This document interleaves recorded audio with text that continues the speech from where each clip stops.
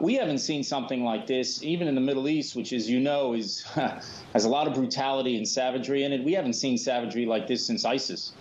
When you have killers, scores of hundreds, really, of terrorists who invaded Israel on Saturday morning in trucks with AK-47s and just mowed down people who were at a dance festival, went into people's homes, killed whole families, kidnapped children, women, elderly. This thing is sick and it's savage, and you really have a battle between the forces of civilization on the one side and the forces of barbarism, and civilization is going to have to win.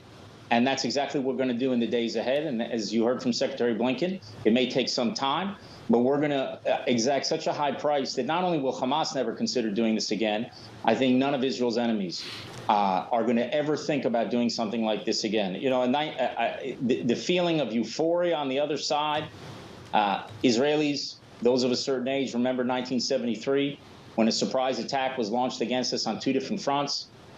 There was euphoria then for a few days, but then Israel turned the tide. And the end of the war looked very different than the beginning of the war, and this is exactly what's going to happen now.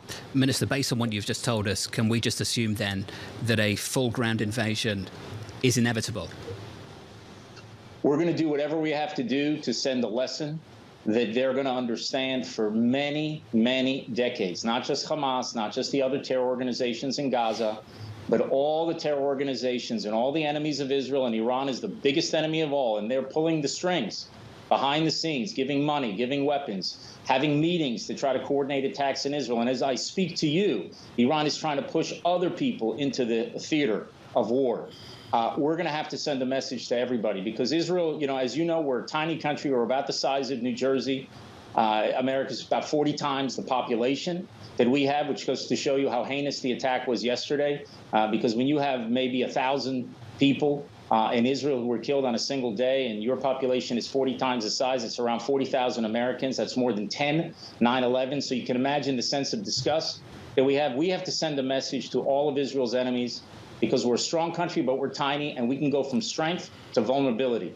I think people are going to see the strength of Israel, the might of Israel, and I hope that the wall-to-wall support that we appreciate, that we have today from President Biden, the support on both sides of the aisle in Washington, I hope in the days ahead that that support continues when Israel has to do what it has to do in order to exact such a heavy price from this terror organization that not only do they not threaten us, that they don't threaten any civilized country around the world. Believe me, this will inspire terrorists the world over, just like you had the ISIS caliphate that started inspiring people all around the globe. The world came together and understood they have to crush that caliphate.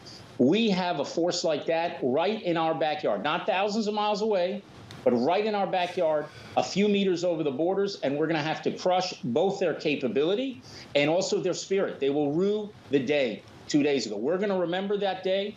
Israel will always remember that day, but all the terror organizations around us are going to remember this period for a very long time, and the critical miscalculation that Hamas made, thinking that it was going to be business as usual in Israel. Believe me, it is not. The people are outraged, and they have awoken not a sleeping giant, but a sleeping Maccabee. And they're going to see it in the days and weeks ahead.